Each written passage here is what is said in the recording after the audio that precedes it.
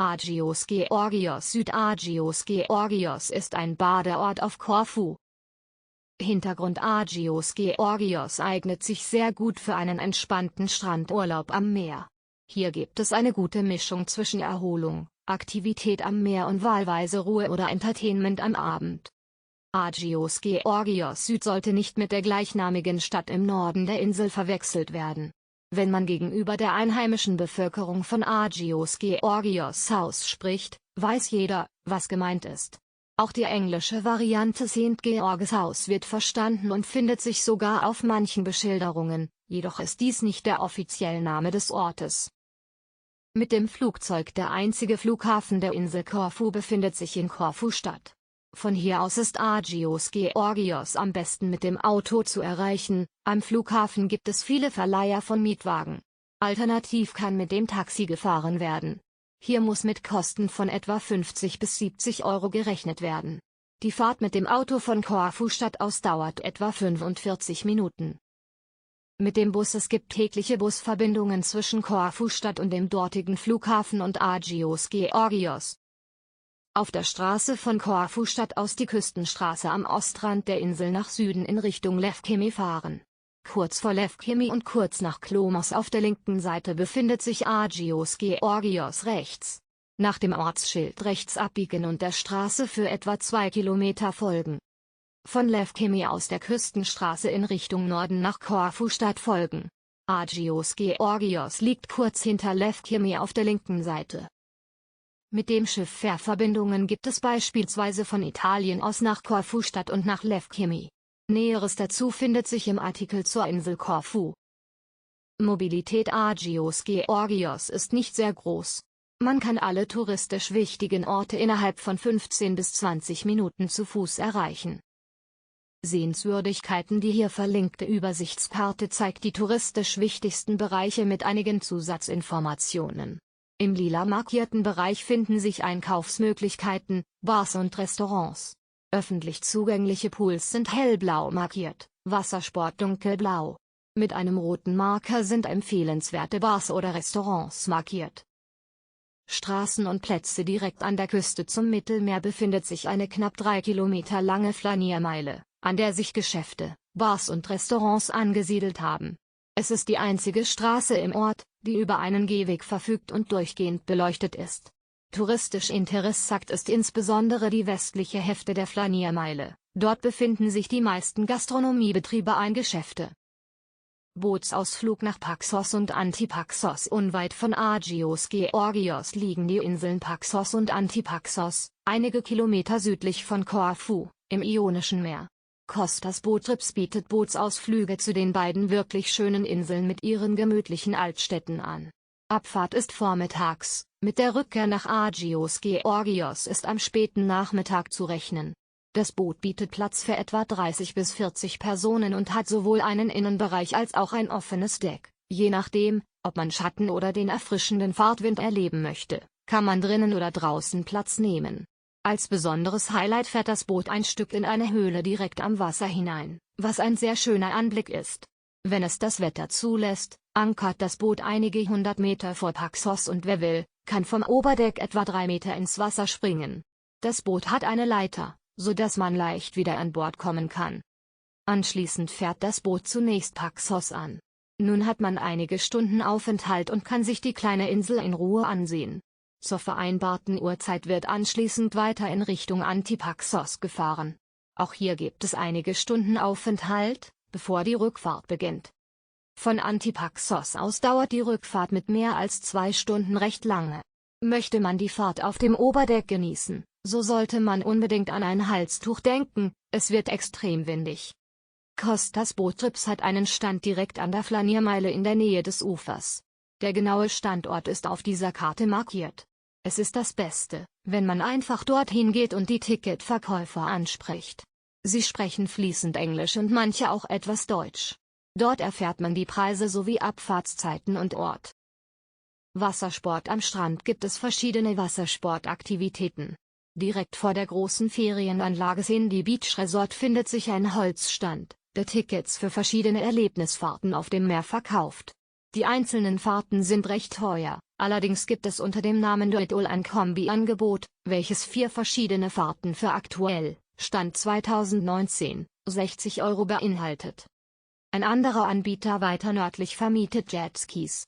Die genauen Standorte finden sich auf dieser Karte. Auch eine Tauchschule gibt es an der Küste. Bei allen Aktivitäten außer Tauchen muss man Schwimmwesten tragen, die man vom Anbieter bekommt. Parasailing. Beim Parasailing wird man an einem Fallschirm gesichert und anschließend von einem Motorboot gezogen. Der Fallschirm bläst sich auf und steigt nach oben, sodass man in etwa 10 Metern Höhe über das Meer gezogen wird. Die Sicht dort oben ist sehr schön, man kann über die Dünen zum Korishan-See schauen.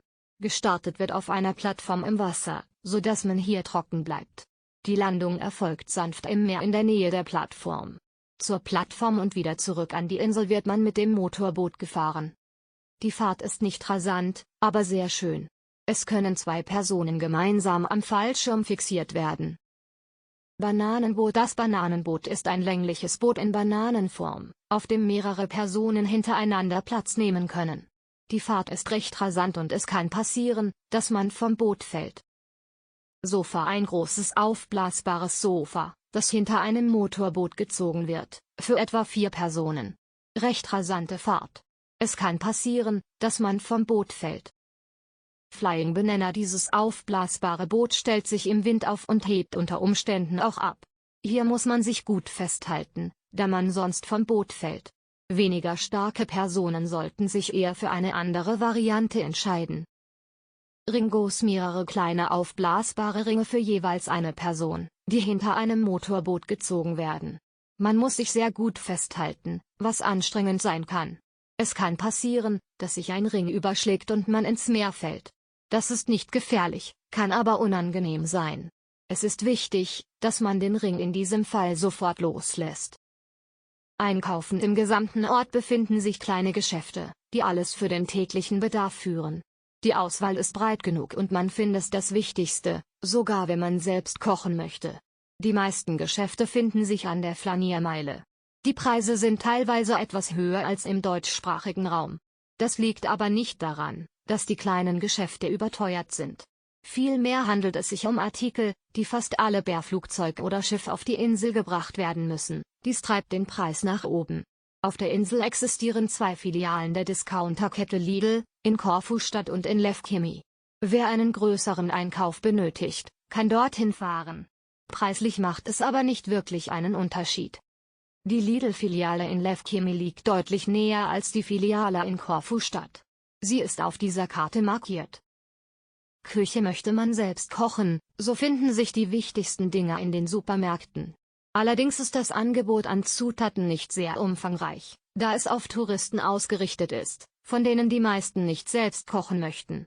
Ein umfangreicheres Angebot findet sich in der Lidl-Filiale in Lefkimi, die allerdings 20 Minuten mit dem Auto entfernt liegt. Safenos. Safenos ist ein Hotel mit angrenzenden Restaurant bzw. Bar samt Pool. Obwohl man am Pool samt günstigen Getränken gut einige Stunden auf einer Liege verweilen kann, ist das Essen preislich und auch qualitativ eher im unteren Segment anzusiedeln. Wer schnell etwas Günstiges essen möchte und keinen großen Wert auf Geschmack legt, wird hier zufrieden sein. Die hochwertige griechische Küche findet sich hier jedoch nicht. Standort: an der Hauptstraße zwischen Ortseingang und Strand auf der rechten Seite. Stamatis. Direkt an der Flaniermeile gelegen, bietet das Stamatis-Restaurant hochwertiges Essen zu fairen Preisen. Unbedingt probieren sollte man dort Tzatziki mit Bita-Brot, was es für 2 € als Vorspeise gibt. Das Personal ist sehr freundlich und aufmerksam. Man kann am Wasser sitzen und hat von der Terrasse aus einen sehr schönen Blick auf das Mittelmeer. Wer es aktiver mag, kann sich an den Poolbillardtischen oder an den Spielautomaten die Zeit vertreiben. Sportfans nehmen auf den Sofas vor den Großbild-TVs Platz, auf denen Sportprogramme des BTV-Anbieters Sky zu sehen sind. Wer es sonniger möchte, kann vom Restaurant aus den direkten Strandzugang nutzen und sich auf einer der Liegen mit Sonnenschirm entspannen, die für Stamatis-Kunden vorgehalten werden. Zum Stamatis-Restaurant sollten auch die Informationen unter Nachtleben beachtet werden. Standort: an der Flaniermeile direkt gegenüber des gleichnamigen Supermarktes. Mad Mike's Bar. Diese Bar gilt es, unbedingt zu besuchen. Zunächst als reine Bar betrieben, bietet man dort seit einigen Jahren auch sehr gutes Essen zu durchschnittlichen Preisen an. Wer Tzatziki etwas weniger knoblauchlastig mag, sollte sich eine Portion bestellen. Wer Fleisch essen möchte, sollte wahlweise Drang Chicken oder Drang Pork versuchen. Das Fleisch wird mit einer Rotweinsauce mit Paprika und Peperoni in einem Topf serviert, es ähnelt einer Gulaschsuppe. Dazu wird Reis gereicht. Sehr lecker und nur dort zu finden. Auch für Vegetarier finden sich viele sehr schmackhafte Gerichte, die vom Familienbetrieb selbst und frisch zubereitet werden. Vormittags wird ein sehr schmackhaftes englisches Frühstück serviert, das keine Wünsche offen lässt. Der Wirt Elias ist wohl der liebenswerteste Gaststättenbetreiber in Agios Georgios. Man sieht ihm an, dass er seine Arbeit liebt und er schafft es, mit seiner freundlichen Art allen Besuchern ein Lächeln ins Gesicht zu zaubern. Auch für die Abendunterhaltung wird hier gesorgt, mehr dazu im Abschnitt Nachtleben. Standort: an der Hauptstraße zwischen Ortseingang und dem Strand auf der linken Seite. Seagulls. Das Restaurant Seagulls ist wohl der schönste Ort für ein gepflegtes Abendessen. Auffällig erkennbar ist es an der bogenförmigen Holzbrücke, die den Gast vom Eingang über einen mit Fischen besetzten Teich in den großen Garten hinter dem Haus führt. Ein mit Naturstein gepflasterter Weg führt nach hinten an die Terrasse, wo sich die Tische befinden. Die Kellner begrüßen die Gäste und weisen Tische zu. Es wird kostenloses Brot mit einem Knoblauchaufstrich gereicht. Das Essen ist sehr hochwertig und die Aussicht auf das Meer und den Strand unvergleichbar. Die ganze Anlage ist sehr weitläufig und die einzelnen Tische stehen in einigen Schritt Entfernung zueinander. Dadurch fühlt sich das Restaurant nie voll an, selbst wenn es gut besucht ist. Preislich ist es etwas höher als die Konkurrenz einzuordnen, aufgrund der hohen Qualität des Essens, der Schönheit der Anlage, der sehr großen Aufmerksamkeit und Freundlichkeit der Bedienungen und nicht zuletzt der tollen Aussicht scheint es hier aber schnell verkraftbar, für ein Gericht 2 oder 3 Euro mehr zu bezahlen. So groß ist der Unterschied tatsächlich nun auch wieder nicht. Standort: an der Flaniermeile, etwas südlicher gelegen, in der Nähe der Kreuzung der Hauptstraße, die zur Küstenstraße führt. Stamatis Restaurant. Das Restaurant veranstaltet jeden Donnerstag und Samstag eine Elvis-Nacht. Ein Elvis-Darsteller singt. Mad Mike's Bar. Jeden Dienstag und jeden zweiten Donnerstag spielt hier eine Band auf der kleinen Bühne mitten im Restaurant. Je nach Andrang ist die Tanzfläche voll oder es bleibt etwas gemütlicher. Da die Playlist der Band jedoch jedes Mal gleich ist, reichen hier 1 bis 2 Besucher aus.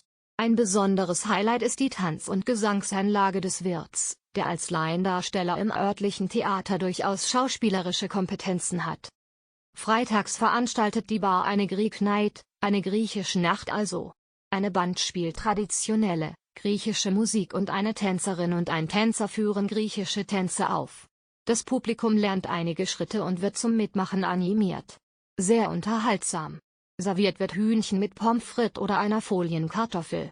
Das Hühnchen ist deutlich saftiger, als man es aus dem deutschsprachigen Raum vielleicht kennen mag, man sollte es versuchen.